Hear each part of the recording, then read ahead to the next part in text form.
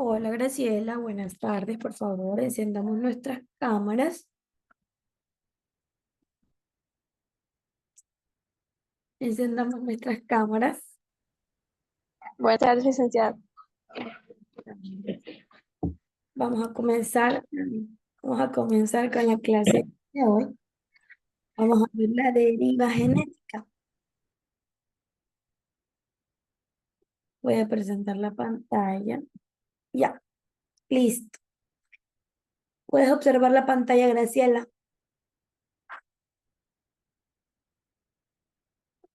¿Sí?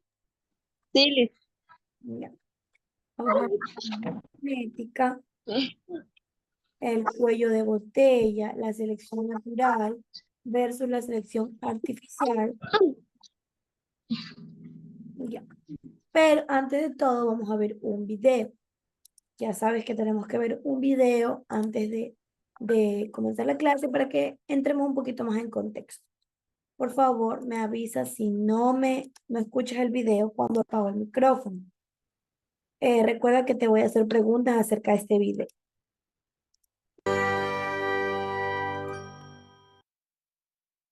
Aquí tenemos una pregunta para ti. ¿Alguna vez has comparado los dulces que recibes en Halloween con tus amigos?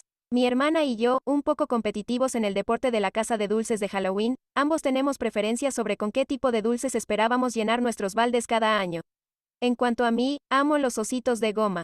Y de vez en cuando, alguien los mezclaba en un balde grande y recuerdo mirar, con un enfoque intenso, la mano que recogía los dulces con la esperanza de obtener ositos de goma. Conseguir esos ositos de goma siempre fue una suerte total, una cuestión de azar total. Bueno, a menos que, por supuesto, todo el balde que tenían fuera en realidad ositos de goma, pero eso no sería suerte, no, sería pura felicidad. Pero eso nunca me sucedió, hasta ahora. Entonces, ¿por qué mencionar esto? Bueno, ¿y si en lugar de dulces, estuviéramos hablando de insectos?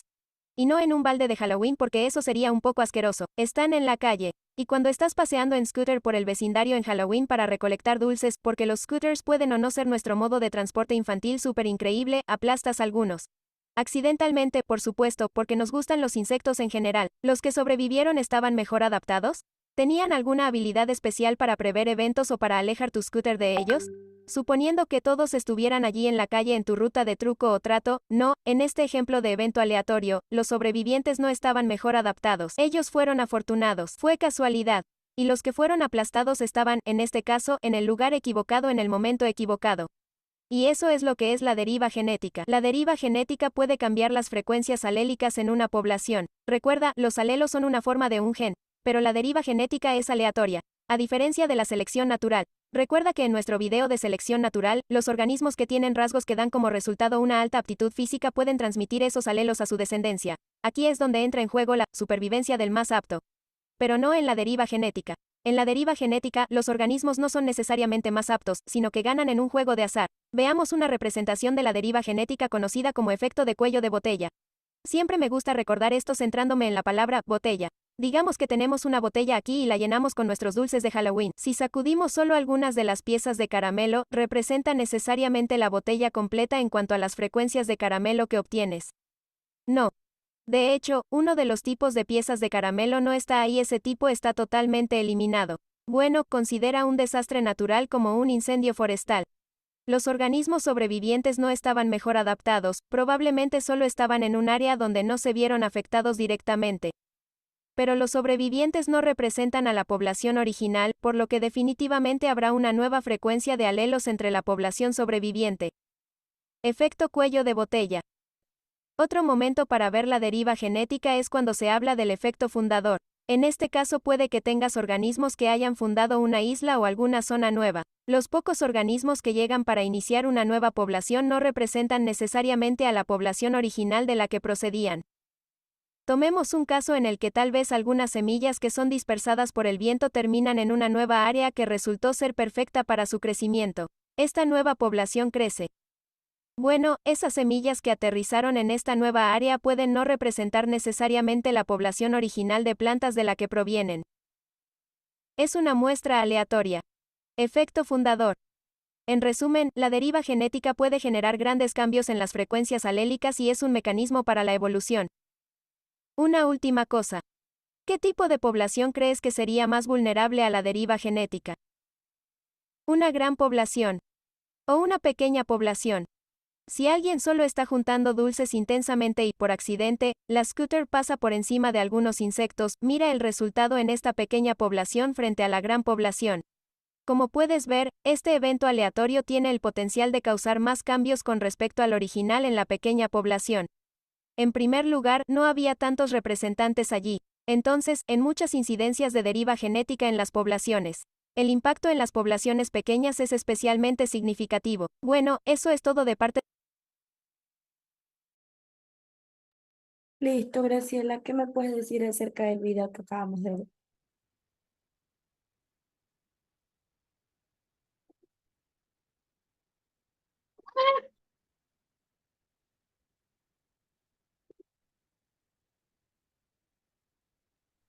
Pues que estaban, dijo, dos amiguitas o dos amiguitos peleando por cuál iba a romper el récord de los dulces. Que a una le gustaban los dulces de osito y la otra no, algo así, entendía, porque tenía mucha huella de mi bebé. Listo, Graciela, está bien. O sea, estas eh, amebas estaban representadas como niñas, que unas querían ositos de gomitas y otras querían cualquier caramelo, pero la otra quería un caramelo en específico. Y cuando ya tenía muchos, decía que iba a pasar un scooter por encima y que la que tenía muchos perdía muchos y la que tenía pocos simplemente perdía unos cuantos. De eso se trata la deriva genética. Vamos a hablar un poquito más acerca de la deriva genética. Ok, ahora vamos a ver de qué se trata la deriva genética. La deriva genética es un proceso evolutivo que ocurre de manera aleatoria dentro de una población, afectando a la diversidad genética, porque la deriva genética y la diversidad genética no son lo mismo.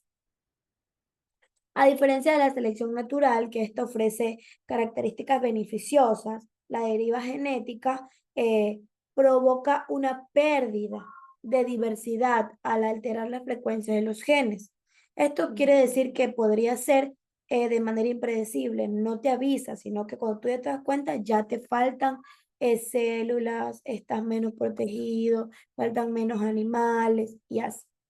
Esto puede hacer que las características menos comunes sean eliminadas con el tiempo, reduciendo así la variabilidad genética en la población.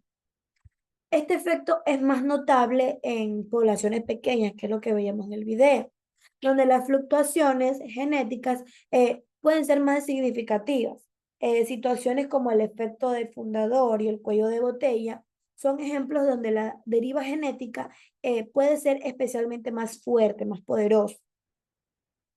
El efecto fundador ocurre cuando unos pocos individuos de la población más grande eh, se pueden cambiar. Es decir, si tenemos 7 ovejas y queremos quitar 2, no pasa nada. Aún quedan 5 y todas son de la misma especie. Pero si tenemos 10 ovejas y cada una es de una especie diferente, de una raza diferente, y nos quitan 2, vamos a tener 8 ovejas, sí, pero ya no vamos a tener a la oveja que tiene el cabello lacio y a la otra que tiene el cabello negro, por ejemplo. Entonces, esto puede resultar en una alta consanguinidad y un alto aumento del riesgo de no poder transmitir características genéticas negativas, como se observa en ciertas poblaciones humanas. Entonces, la deriva genética es un proceso aleatorio que reduce la diversidad genética, siendo más pronunciado en poblaciones pequeñas y en situaciones de efecto fundador. Entonces, Graciela, vamos a volver a compartir pantalla y me vas a ayudar a leer de qué trata el cuello de botella. El efecto cuello de botella es otro fenómeno que puede fomentar la existencia de deriva genética. Este efecto consiste en la disminución drástica de una población por efectos distintos. a la selección natural. Al quedar un bajo número de individuos, cualquier característica rara que presenten los supervivientes se expresará mucho en las siguientes generaciones. Es igualmente se disminuye la diversidad. Muchas gracias, Graciela. Exacto, es lo que hablábamos del efecto del fundador y del efecto del cuello de botella. El cuello de botella nos decía que, como puedes darte cuenta, hay una botella, vamos a decirle que son chocolates.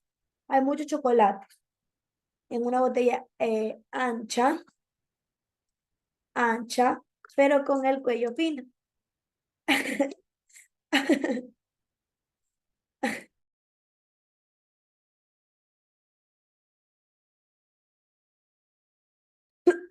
Discúlpame, Graciela. Ya. Eh, al ser ancha, tiene mucha capacidad de tener chocolates, pero al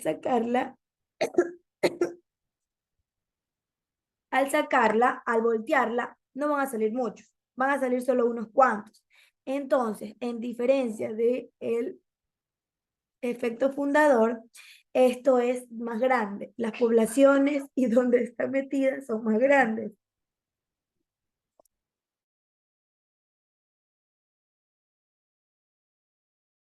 Ya, son más grandes. Por ejemplo, tú puedes ver que aquí hay,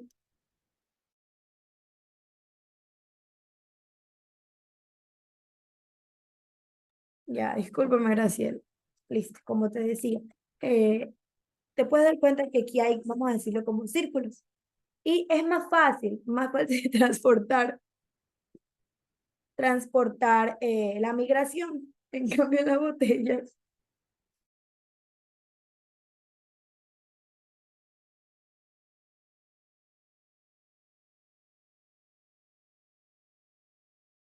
Ya, Graciela, discúlpame, que tengo demasiadas personas aquí atrás mío que no me dejan trabajar tranquilo. Ya, entonces vamos a seguir con la selección natural versus la selección artificial. A ver, mira, aquí podemos ver muchas razas de perritos, que esto aquí donde tú ves hay selección natural y selección artificial. ¿Por qué? Normalmente los perritos es lo que conocemos a los perritos mestizos o a los perritos cholos, pero poco a poco fuimos cruzando perritos y así mismo con los gatos. Y se fueron dando diferentes razas. La selección natural son los perritos mestizos y la selección artificial son los perritos que hemos ido cruzando a partir del tiempo. Vamos a hablar un poquito más de esto. A ver, hablamos del cuello de botella. El efecto del cuello de botella es un fenómeno que puede intensificar la deriva genética. Este ocurre cuando una población sufre una reducción drástica debido al tamaño en donde está agrupada. En consecuencia, los pocos individuos que sobreviven pueden tener características genéticas raras. ¿Por qué? Porque se separaron de sus hermanos y esto significa que pues son más débiles y por ende, como decíamos el ejemplo de la botella y los chocolates. Los más chiquititos, los más débiles, salieron por el pico de la botella súper finito, pero ¿y los demás por qué no? No es porque estén aplastados, porque bien lo podemos mover para que salgan todos. No, es porque los demás tenían el tamaño adecuado para no salir. Y los que salieron tenían un tamaño demasiado pequeñito o eran muy débiles, muy suaves. Entonces, eso se trata el cuello de la botella. Ahora, la selección natural versus la selección artificial. La selección natural es un proceso natural que impulsa la evolución, como te está explicando el tema este de los perritos, y que los fuimos cruzando y sacamos nuevas especies. Eso trata la evolución de la selección natural, la evolución en sí y la formación de nuevas especies, las características nuevas que se le da, el ambiente nuevo en donde nacen. Por ejemplo, esto se ha utilizado históricamente en la agricultura y también en la ganadería para mejorar las características que el granjero, el ganadero quiere. Por ejemplo, ellos encontraron la manera de hacer un animal, de cruzar un animal para que sea más beneficioso y mucho más económico. Y entonces lograron cruzar al caballo y el burro e hicieron la mula. La mula es un animal que está súper económico si lo compras y también es súper fuerte, tiene la fuerza de un caballo, simplemente que tiene el aspecto de un burro.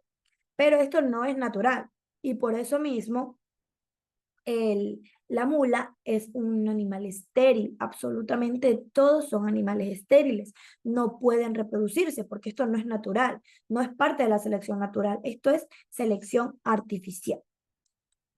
Entonces, hoy en día la selección artificial se emplea ampliamente para controlar la reproducción de animales, con el objetivo de mejorar su calidad de vida, es decir, pero no la calidad de vida del animal. ¿Por qué? Porque a veces estos animales que los cruzan, que los venden, suelen sufrir mucho. Yo digo que es para mejorar la calidad, el objetivo de vida del ser humano quien planea cruzarlo o hacerlo mestizo. Este proceso conlleva bastantes riesgos, como la reducción de la especie, como te digo de las mulas. Es verdad, consiguen a su mula, pero esta mula no puede reproducirse. Esta mula se queda así. Sea hombre, sea mujer, la mula no va a poder reproducirse. Y también suelen tener bastantes enfermedades, no suelen durar mucho tiempo. ¿Por qué? Porque esto es evidentemente visto en la raza de perros, donde la cría selectiva ha resultado en una variedad extrema.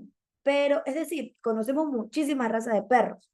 Incluso podemos ver que hay perritos que desde chiquititos ya los tienen en una jaula y los están vendiendo, los hacen comercio.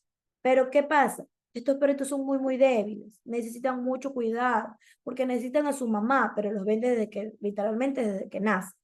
Y entonces esto los hace mucho más débiles. Algunos nacen sin poder caminar, algunos nacen sin ojos, con problemas respiratorios, problemas del corazón. Entonces, en resumen, la selección natural es impulsada por procesos naturales, mientras que la selección artificial es una intervención humana que puede tener características positivas y negativas para los animales y para las personas. Entonces, Graciela, aquí terminamos la clase. Tenemos 2 tareas hasta las 10 de la noche. Graciela, ¿cuándo da su examen? Liz, yo tuve problemas con la plataforma y la licenciada me dijo que tenía que ir el día sábado, me dijo. Ese sábado. ¿Cuándo le dijo eso? Yo hablé con la licenciada porque a mí me faltaba de pagar, o sea, $30 del mes pasado. Y me había olvidado. Ya, pero yo mañana voy a ir a cancelar esa plata y voy a dejar $20 de este mes. Me dijo que el día sábado iba a subir una plataforma donde estamos todos los estudiantes y iba a subir para que me den los exámenes. Ya, listo, Graciela, está bien. Entonces yo me comunico con ella a ver cómo hacemos, porque yo sin ningún problema le tomo el examen. Entonces, Ya. ya sabe que tenemos 2 tareas hasta las 10 de la noche. Haga sus tareas, póngase al día y nos vemos a la próxima. Chao, chao. Liz,